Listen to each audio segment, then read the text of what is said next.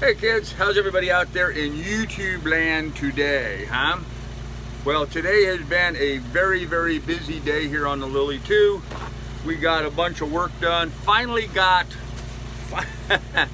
the automatic bilge pump installed, and it appears to be working. So, not too keen on my cheap switch I bought at Walmart, but we'll see how well that functions and how well things go. But finally got the bilge pump installed. My packing gland on my drive shaft is allowing too much water to come in. It's dripping too fast, and I've noticed an increase in my volume of water I've had to be pumping out with the manual bilge, sitting back there on the whale pump doing it manually, and that's, you know, that's a job. That's a job going out there, and, you know, it takes 300 pumps on that whale pump to pump my bilge dry. So that can be a chore every day. Hey Kelly Banks, what's up, man? How you doing? So the design of this boat's sort of interesting. Hey Armco, I have a two-part bilge. Where the water runs from the dripping. You can see all the grease. Look at that, all the dirt on me. I gotta wash up. Where the water comes in around the packing gland, it runs underneath the engine and drips down into what let's call the main bilge, the sump bilge, the deep bilge, and it actually runs down along the back of my keel, down deep into the bottom of the boat. And then above that, there's this area that there's actually an access panel to that I can get to here in the floor of the boat. And in that area is the place where apparently there had already been a bilge installed at one time. You know, it's amazing what you find when you start digging around in your dirty, filthy bilge, besides getting your hands and stuff all dirty. I found a hose. Now, I had a second through hole sticking out of the back of the boat, and I was always curious because I could never figure out what that through hole was connected to.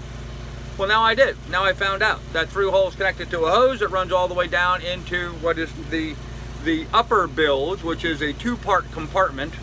There's a little narrow about 4-inch wide area that you can kind of look down into the back part of that upper bilge. And then there's the main compartment that has a little shelf on it for your float switch to be mounted to. So hey Jared. So as I was digging around and I, you know, looked down in there, I couldn't see anything. So I, you know, reached my hand down in there, started feeling around, see what I could find down in my bilge. Not something I would recommend to anybody to do in my bilge. It was nasty down there. Greasy, dirty, grimy.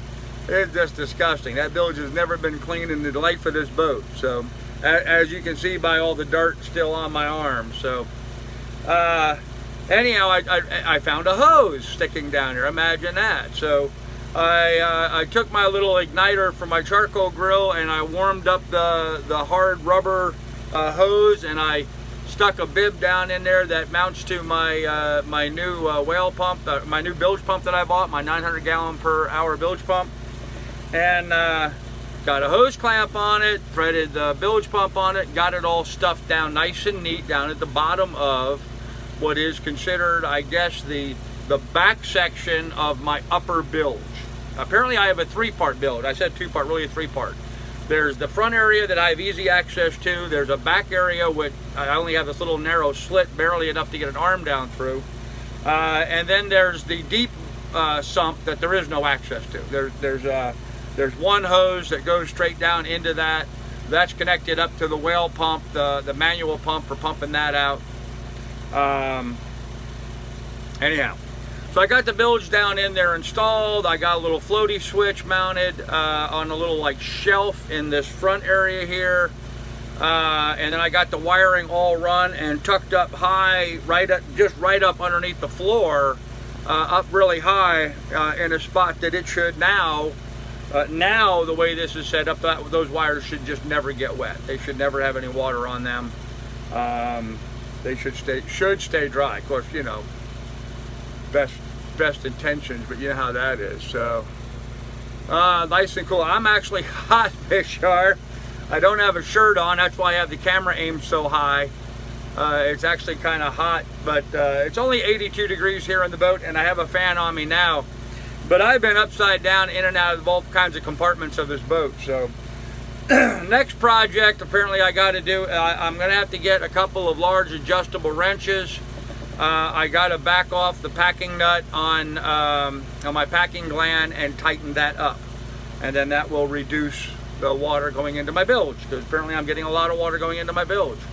An alarming amount of water was going into my bilge, actually. So hopefully this will fix that. And now that I've got the automatic bilge installed, a little bit more peace of mind, you know, a little bit more peace of mind. If I'm not here by the boat, water gets up to a certain point, it's going to pop it out of there, and it won't be a problem. So I feel good about that. I feel good about it. So time will tell. Right now I'm going to finish cleaning up and get the boat organized. I still haven't fed and watered the dog or myself yet this morning. So I'm going to grab something quick to eat and you know, try to get on the road, try to get some miles gone today. Really want to get someplace nice with some nice clean water so I can go take a bath. I need to jump off the back of this boat and go for a swim and clean up. So we're going to get this coming week. Tropical storms headed to you. Yeah, Billy, I kind of saw that. Yeah, it's going to get wet later in the week. Maybe. A storm's still a long ways off. Hard to tell what it may do. But yeah, I'm anticipating we're going to get some rain. Actually, we were supposed to get some rain today, they were saying, but man, there's nothing up there. Yeah, I keep an eye on all the storms coming across, Miss Shar. Billy's gonna hit you first. Yeah, in the Gulf. Yeah, in the Gulf, I'm not too worried about. The Gulf's kind of outside of any place that's going to hurt me. I may get rain from it later on as it comes up and around, but the Gulf's not. I'm too far away from the Gulf for it to be much of a problem. So midweek coming up to Alabama, Georgia, North Carolina. Yeah, but by then it'll lose a lot of power. Anytime storms come on land, they tend to peter out. They tend to lose all their energy. They gain their energy by picking up warm, moist tropical water. That's how they gain their energy. So as they get across land, they're not picking up anything anymore. In fact, they're losing all of their warm, moist tropical water, and so they tend to peter out. So just how storms work. So we're getting the wings of it now. Okay, hey Steve, how you doing, brother? Huh. Well, that's still, you know, 1,000 miles south of me at this point. So right now I've got a beautiful, bright, sunny day. I mean, look outside there. There's not a cloud in the sky hardly. Well, okay. Look, I guess looking that way, I could see a couple little white fluffies. Looking straight out the companionway, I didn't see anything. So, talking about the rivers flooding again, the old dump in the ICW. Yeah, they do. Yes, they do, Bill. You're right. Yep. And actually, I've been hearing pretty good reports from the other cruisers. You know, there's a couple of groups, people that, you know, on Facebook that do the ICW, that talk back and forth, and other people I've met that have been communicating back and forth. Hey, pilot, what's up? And so it looks like we've got pretty good news. For packing, remove nut, measure packing size. I fill with Vaseline, then reassemble. Packing is cheap and easy. Yeah, Bubba, it doesn't need to be repacked. It just needs to be tightened. I think it just needs to be tightened right now. So, and I'm not sure I want to, you know, go that far in taking that apart while I'm still in the water. That's more risk than I'm willing to take. I don't really want that much flow coming in the boat all of a sudden, you know. I don't know if my bilge can handle that. So, yeah, so I'm just going to try to loosen that nut and tighten that nut up. But I don't have the right size wrenches for that. I don't have the wrenches that'll fit that packing gland. Well, that's not true. I have one wrench. I don't have a second wrench, and you need two. You need to hold it with one, back the nut off with the other, loosen the nut up, tighten the gland, you know, a little bit till the drip starts really slowing down, and then tighten that locking nut back up against it. I mean, that's how you do that, but it takes two wrenches, and I only have one. So, yep, Billy, I'm aware of that. It doesn't take but seconds. I'm well aware of that, but it takes two wrenches, and I only have one. So, I can't, you know, I have to get another wrench. So somewhere along the way, I'm gonna have to stop and pick up another wrench, borrow another wrench, steal another wrench, something. So, is your engine water cooling system, not what they call it, do you have a strainer filter to keep debris from coming into that system? No, Miss Shar, the way this boat's designed, they never installed any kind of a system like that on this boat. So, pipe wrench will work. Yeah, I only have one wrench, Bubba. I'm aware that a pipe wrench will work. I only have one wrench that will open up to that size nut. So, and that's what I have. I have a pipe wrench, but it's the only wrench I have. I don't have anything else. I don't have channel locks or anything else I can get on the other nut. So, I'm gonna have to wait until I can get someplace where I can pick up. There's a hardware store up the road here. I could walk up there and buy one. I don't have the funds right now. So, I think by getting the automatic bilge working, I have you know, a safety lever, let a little flow go through there. It's not hurting anything to flow a little extra water. It just makes my bilge run a little more. Ideally, I would like to get it repacked, but for now, you know, it is what it is. Oh, Miss Shar, I have no idea. It depends on how long it takes me to finish this live stream, get things cleaned up. I need to haul the garbage over to the garbage area. Clean up some stuff on the boat, probably an hour and a half, maybe 2 hours. And so once again, well, see what, I don't know, what time is it?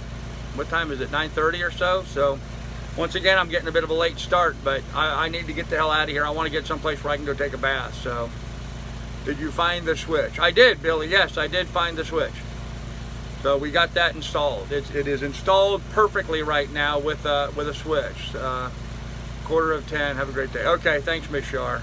Yes, for the bilge. Yes, I have a switch on automatic lever switch on the bilge. 9:44 your time. Thanks, pilot. Appreciate that. Yep. All right. So with that said, guys, I guess I'm going to go ahead and head out. Yeah, the bilge is installed perfectly, Billy. I mean, I soldered the connections. I put waterproof heat shrink on everything. You know, the bilge is properly installed. The automatic bilge pump is properly installed. Apparently there was a wire, and because I also, while digging around the bilge, I found a wire, but that wire was nasty. That wire, however, may have been my short. I haven't tested that out yet, but no, that wouldn't be the short, because that's on a whole different circuit. So that wouldn't have been it. The short for the bow lights, that's still a whole different circuit. In a different area, but yeah, there was just a wire with a male and a female spade bit connected to it. Even though it was wrapped with tape, it was wrapped with rigging tape, not even electrical tape, rigging tape. But anyhow, that was down in the water. So I got that picked up, I got that stuffed up, I got that turned off, disconnected. So that wire is no longer there, and I ran a brand new wire in a conduit back over to my battery area, and rather than put that automatic bilge on a switch for the time being, because I have to replace one of the switches in my electrical panel, for the time being I ran it direct to the battery. So I will buy a toggle switch and mount that on a toggle switch so it can be shut off manually, but for now it's just dead wired straight into the battery. No ifs, ands, or buts. It's going to be, it's powered. It's got power to it. So water level comes up, pump kicks on, water level goes down, switch shuts off. Seems like the way it's supposed to work. So we'll just see if that actually happens now. That's going to be the important thing. So yeah, absolutely, better safe than sorry. So anyhow, guys, with that said, I'm going to go ahead and get cleaned up and get out of here. I will have more for you this evening. I don't know exactly how far I'm going to get, but I'm just going to go ahead and get going for a while and make some miles today. So we'll have more for you later, kids. Be good and be careful. Yes, I do have an inline fuse wired into it, Bubba. Absolutely. I have a 10 amp. I have a 10 amp fuse wired in. So all set and ready to go. All right, guys. Anyhow, I'll have more for you later. Be good, be careful, kids. We'll see you later. Bye.